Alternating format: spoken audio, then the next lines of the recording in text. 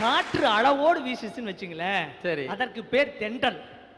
அளவுக்கு அதிகமா வீசுனா புயல். அது சூறாவளி, புயல். அதே மாதிரி மழை சும்மா அப்படியே நச்சுன்னு அழகா பெஞ்சா அதுக்கு பேரு சாரல்.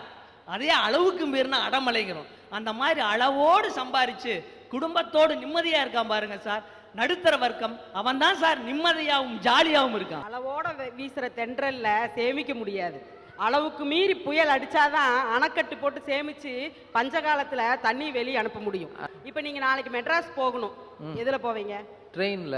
ட்ரெயின்ல டிக்கெட் ரிசர்வ் பண்ணி போவீங்களா இல்ல அப்போதைக்கு போய் எடுத்து போவீங்களா? அது எப்படிங்க நான் ரிசர்வ் பண்ணா போக முடியும்? ரிசர்வ் பண்ணி ஏசி கோச்ல போவீங்க. போகலாம். போகலாம். சரி. நேத்து நைட்டு தங்கி இருந்தீங்க ஈரோட்ல, எங்க தங்கி இருந்தீங்க? ஹோட்டல்ல. ஹோட்டல்ல ஏசி ரூம்ல தங்கி இருப்பீங்க. ஒரு நாள் பயணம் வாழ்க்கையில ஒரு நாள் தூக்கத்துக்கே சுகமான இடம் வேணும்னு கேக்குது இந்த உடம்பு.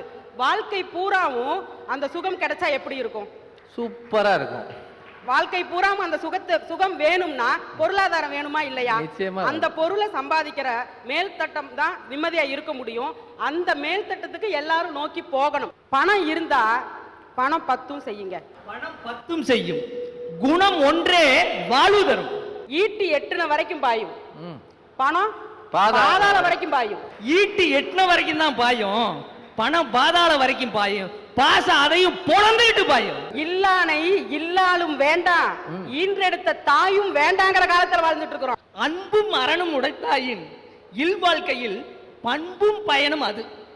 அதே வள்ளுவர் தாங்க அருள் இல்லாருக்கு அவ்வுலகம் இல்லை, பொருள் இல்லாருக்கு இந்த உலகமே இல்லைன்ட்டாங்க. பணம் என்னடா பணம் பணம், குணம் தானடா நிரந்தரம். பணம் பந்தியிலே குணம் குப்பையிலே, இதை பார்த்து அறிந்து நடக்காத செந்தில் மனிதனே இல்லை. என்ன புரியாம பாட்டு படிச்சுட்டு கிடக்காவா? நான் படிக்க பாருங்க பாட்டு. எங்கே நிம்மதி எங்கே நிம்மதி, அங்கே எனக்கோர் இடம் வேண்டும். எனக்கு ஒரு சந்தேகம் வந்துருச்சு. இப்ப நடக்கிறது அரட்டை அரங்கமா இல்ல பாட்டுக்கு பாட்டு நிகழ்ச்சியா? ஆளாளுக்கு முக்குக்கு முக்கு பாடிக்கிட்டு இருந்தீங்கன்னா நான் என்னைக்கு நிகழ்ச்சியை முடிக்கிறது? ஒருத்தருக்கு கார் ஓட்ட கத்துக்கணும்னு ரொம்ப நாளாவே ஆசை. சரி. டிரைவிங் ஸ்கூல்ல போய் கத்துக்கிட்டா அதிக செலவாகும்ட்டு கரஸ்ல கத்துக்க நினைக்கிறாரு. கரஸ்ல வாரம் ஒரு புக் அனுப்புவாங்க, அது வச்சு நம்ம கத்துக்கலாம். அவருடைய பணக்கார ஃப்ரெண்டு கிட்ட கெஞ்சி கூத்தாடி ஒரு கார் வாங்கி வைக்கிறாரு. ஃபர்ஸ்ட் வாரம் ஸ்டார்ட் பண்றத பத்தின புக் வருது, இவர் போய் ஸ்டார்ட் பண்ணி பார்க்கறாரு. செகண்ட் வாரம் கிளட்ச் அமுத்தி கீர் போட பத்தினது, இவர் போய் கிளட்ச் அமுத்தி கீர் போட்டு பார்க்கறாரு. மூணாவது வாரம் கிளட்சை விட்டுட்டு எக்ஸலேட்டர் கொடுக்கறது. இந்த புக்கை படிச்ச அடுத்த நாள் இவர் ஹாஸ்பிட்டல்ல இருக்கிறாரு. என்ன ஆச்சு?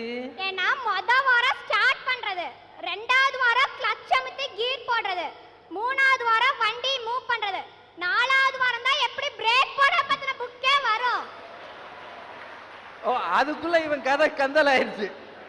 இவங்க தான் அறவே கடாச்சே, எதையுமே முழுசா தெரிஞ்சுக்க மாட்டாங்க. இவங்களும் அடிபட்டு யார் மேல சவாரி பண்றாங்களோ அவங்களே அடிபட வச்சிருவாங்க. அளவுக்கு அதிகமா இருக்கிறவங்களுக்கு காப்பாத்திக்கணுங்கிற கவலை, அளவோட சம்பாதிக்கிறவங்களுக்கு இன்னும் அதிகமா சம்பாதிக்கணுங்கிற கவலை. சரி. அடுத்தவங்க முதுகுல சவாரி செய்யறவங்களுக்கு இவங்க எப்படா கீழே போடுவாங்க, அடுத்தது யார் முதுகுலடா ஏறலாங்கிற கவலை. ஆனா நாளைக்கு பத்தின கவலையே இல்லாம அடுத்த வேலைக்காக சம்பாதிக்கிற கீழ்த்தட்டு மக்களுக்கு தான் இருக்கிறத வச்சு திருப்தி அடைகிற ஜாலி நிம்மதி. இப்ப நம்ம அரசாங்கத்தையே எடுத்துக்கோங்களேன், 2 ரூபா அரிசி, 2 ஏக்கர் நிலம், இலவச கலர் டிவி, இதெல்லாம் இவங்க வாழ்க்கை தரத்தை உயர்த்தறதுக்கு தானே. 100 ரூபாய் கூலி வாங்கினா 60 ரூபாயை வீட்டுல கொடுத்துட்டு 40 ரூபாயை கையில வச்சுக்கிட்டு ஒரு பார்ட்னரை சேர்த்துக்கிட்டு 27 ரூபாய்க்கு ஒரு கட்டிங் வாங்கி அடிச்சுக்கிட்டு 5 ரூபாய் குழந்தைங்க கிட்ட தீனி வாங்கி கொடுத்துட்டு ஜாலியா நிம்மதியா இருப்பாங்க. பெரிய பெரிய பணக்காரங்க வீட்ல எல்லாம் வேலைக்காரங்களை விட்டு குழந்தைங்க கிட்ட பாதாம் பிஸ்தான் கலந்த 100 ரூபாய் பீஸா வாங்கிட்டு வந்து கொடுக்கறதுல இருக்க சந்தோஷத்தை விட இவங்க 5 ரூபாய் மிக்சர் வாங்கிட்டு வந்து கொடுப்பாங்க பாத்தீங்களா, அதுல இருக்கிற சந்தோஷம் அதிகம். வேலை செய்யற இடத்துல எல்லாம் முதலாளிங்க ஏதாவது ஒரு வார்த்தை கேவலமா பேசிட்டா கூட துண்ட வதறி தோல்ல போட்டுட்டு இந்த மடம் இல்லைன்னா சண்டை மடம்ட்டு போயிட்டே இருப்பாங்க. Never mind. ஏன்னா இவங்க கிட்ட உழைப்பு இருக்கு, தன்னம்பிக்கை இருக்கு, யாரையும் நம்பி இல்ல. இவங்க எந்த வேலைனாலும் செஞ்சு தேஞ்சு போவாங்களே தவிர சும்மா இருந்து துருபிடிச்சு போக மாட்டாங்க. இவங்க வேலை செய்யறப்ப இவங்க உடம்பு வேணா கஷ்டப்பட்டுக்கலாமே தவிர இவங்க மனசு சந்தோஷமா இருக்கும். இப்ப ஏழைங்களா கார்ப்பரேஷன் ஸ்கூல்ல படிக்க வச்சாது ஃபர்ஸ்ட் ரேங்க் எடுக்கணும்னு நினைப்பாங்க. இந்த நடுத்தர மக்கள் எப்படி தெரியுமா, போலி கௌரவத்துக்காக அவன் கான்வென்ட்ல படிக்கிறான், அதனால என் பையனை எப்படியாவது ஒரு கடன் வாங்கி லோன் போட்டு எப்படியாவது கான்வென்ட்ல படிக்க வைக்கணும்னு சொல்லி போலி கௌரவத்துக்காக வாழ்ந்துட்டு இருக்காங்க. என்ன அழகா சொல்லுது பாருங்க. அப்பாவும் அம்மாவும் காலேஜ் ப்ரொஃபஸரா இருந்து புள்ள போய் ஃபர்ஸ்ட் ரேங்க் வாங்குறதுல என்னையா பெருமை? அப்பாவும் அம்மாவும் கூலி தொழிலாளியா இருந்து அது ஒரு கார்ப்பரேஷன் ஸ்கூல்ல ஃபர்ஸ்ட் ரேங்க் வாங்குனா அதான் பெருமை. இந்த தவமாய் தவம் இருந்து படம் பார்த்திருக்கீங்களா? பார்த்தனே. அதுல அந்த ஏழை அப்பா பிரஸ் வச்சிருப்பாரு. பிரஸ் வச்சிருக்காருனே ரொம்ப மிடில் கிளாஸா ஹை கிளாஸா நினைச்சிராதீங்க. அவரும் அதுல ஒரு பழைய பிரிண்டிங் மிஷின் வச்சிருப்பாரு. அடுத்த வேளை சாப்பாட்டுக்காக சம்பாதிக்கிறவர் இல்ல, அடுத்த வேளை தேவைக்காக சம்பாதிக்கிறவர்.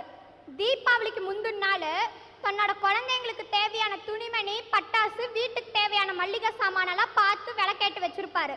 ஒரு போஸ்ட் ஆர்டர் வந்திருக்கும், அது முடிஞ்சதும் அந்த டெலிவரியில வர பணத்துல எல்லாம் வாங்கலாம்னு நினைச்சிருப்பாரு. அப்ப அந்த ஆர்டர் கேன்சல். என்ன செய்யறது நினைச்சு பாருங்க. விடிஞ்சா தீபாவளி, எதுவுமே வாங்கிட்டு போகலைன்னா குழந்தைங்களாம் ஏங்கி போயிடுவாங்களேன்னு கவலையோட உட்கார்ந்துட்டு இருக்கிறாரு. அப்போ ஒரு போஸ்ட் ஓட்டுற வேலை வருது. ராத்திரி எல்லாம் கண் முழிச்சு உழைச்சு போஸ்ட் ஒட்டி அவர் பார்த்து வச்சதெல்லாம் வாங்கிட்டு போறாரு.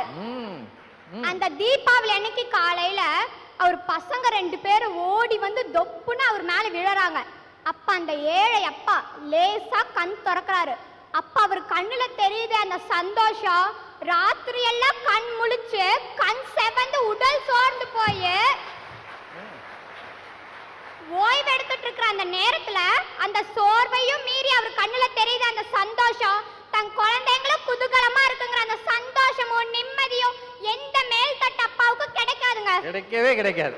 ஒரு தாய் பரம ஏழை. எப்படிப்பட்ட ஏழைனா தங்களுடைய ஜாக்கெட்டை கூட அவங்களால கூலி கொடுத்து தைச்சுக்க முடியாத அளவுக்கு ஏழை. அருகாமனையில அரிஞ்சு ஊசி நூல் வச்சு கையில தைச்சு போட்டுக்குவாங்க. அந்த தாயினுடைய 8வது மகன் இன்னைக்கு உலக நாடுகள்ல பிரபலமா பேசக்கூடிய அளவுக்கு இருக்கிறாரு.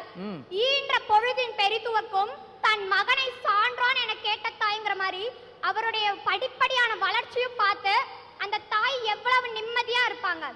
வேற யாரும் இல்லைங்க அந்த 8வது மகன். 3 வயசு குழந்தைய கேட்டா கூட திருக்குறள் தாத்தான் அன்பா சொல்ற நம்ம நடுவர் ஐயா தாங்க அது.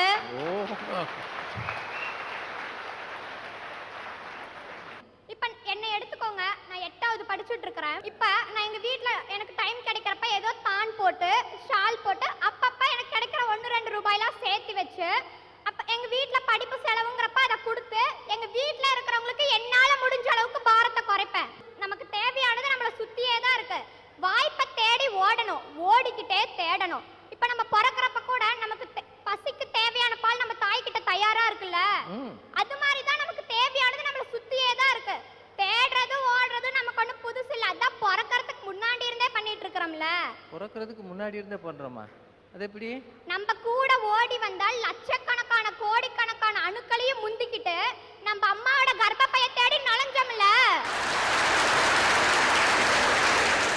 அதே அந்த குழந்தை என்ன சொல்லுது, ஒரு கரு உருவாவதற்கு தகப்பனாரிடம் இருந்து வருகிற அந்த அணுக்களில் ஒரு அணு மட்டும் முந்தி ஓடி வந்து தாயின் கர்ப்பப்பையை அடைந்ததால் தான் கருவே உருவானது. அந்த மாதிரி தேடி ஓடுனது நம்ம பிறப்புக்கு முன்னாடியே இருந்தது. பிறந்து 25 வயசான பிறகு ஏன் வேலையை தேடி ஓட மாட்டேங்கிற, நீ தான் தப்பு பண்றன்னு சொல்லுது ஒரு சின்ன குழந்தை.